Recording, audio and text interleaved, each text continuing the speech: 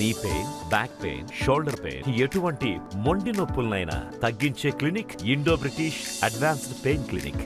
Election పర్యవేక్షణకి సిద్ధార్థ్ నాథ్ సింగ్ గారు, అరుణ్ సింగ్ గారు వచ్చి జాతీయ ప్రధాన కార్యదర్శి. అదేవిధంగా సిద్ధార్థ్ నాథ్ సింగ్ గారు ఎలక్షన్ కోసం అని చెప్పి సహప్రభారి కనుక ఇన్ఛార్జ్, కో ఇన్ఛార్జ్ వారి ఇరువురు కూడా ఇక్కడికి రావడం, ఆంధ్ర రాష్ట్రానికి రావడం జరిగింది. గత 3 రోజులుగా విజయవాడ కేంద్రంగా అనేక విషయాలపై వారు సమీక్షించడం జరిగింది. దానిలో ఏ రకంగా ఒక ప్రణాళికతోటి మనం ఎన్నికల్లో వెళ్ళాలి, పొత్తు ఉన్నటువంటి సందర్భంలో పొత్తు ధర్మం ఏమిటి, ఇటువంటి అంశాలపై వారు విస్తృతంగా కార్యకర్తలందరికీ కూడా తెలియజేయడం జరిగింది.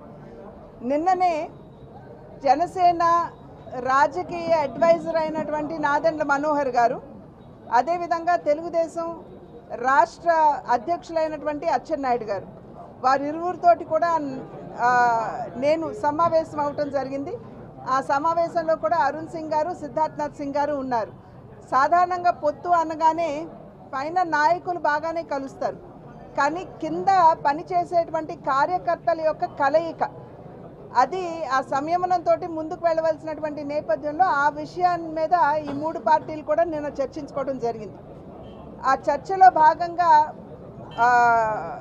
డిసైడ్ చేసినటువంటి విషయాలు ఏమిటంటే, నిర్ణయించినటువంటి విషయాలు ఏమిటంటే, రేపు 4వ తారీఖున అన్ని పార్లమెంట్లో కూడా సమన్వయ కమిటీల మీటింగ్ సమావేశం జరుగుతుంది. కనుక ఇక్కడ రాజమండ్రిలో కూడా పార్లమెంటు స్థాయిలో సమన్వయ సమావేశం ఇక్కడ జరుగుతుంది. అదేవిధంగా 8వ తారీఖున అసెంబ్లీ స్థాయిలో, ప్రతి అసెంబ్లీలో 175 అసెంబ్లీలో, ఎందుకంటే పొత్తులో కొన్ని చోట్ల మేము కంటెస్ట్ చేయొచ్చు, కొన్ని చోట్ల టీడీపీ, కొన్ని చోట్ల జనసేన.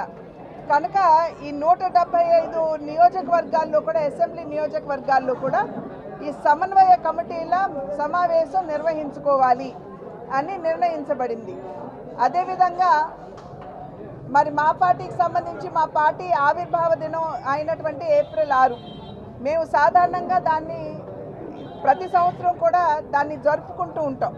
కనుక మేము నిర్వహించుకునేటువంటి మా పార్టీ ఆవిర్భావ దినం రోజున ఆ 2 పార్టీలకు సంబంధించినటువంటి కార్యకర్తలు వచ్చి పాల్గొంటారని, అదేవిధంగా తెలుగుదేశం పార్టీకి సంబంధించినటువంటి ఆవిర్భావ దినం మార్చి 29, ఆ రోజు కూడా మా పార్టీ కార్యకర్తలు అక్కడికి వెళ్ళి పాల్గొంటారని, ఈ రకంగా చేసినట్లయితే త్రివేణి సంగమం అని ఏదైతే మేము ఆకాంక్షిస్తున్నామో 3 పార్టీల యొక్క కలయిక, అది చక్కగా జరిగి కింద క్షేత్రస్థాయిలో ఎన్నికల నేపథ్యంలో మంచి ఫలితాలని, ఎందుకంటే సమన్వయంతో పనిచేస్తారు కాబట్టి మంచి ఫలితాలు ఇచ్చేటువంటి అవకాశం ఉంటుంది.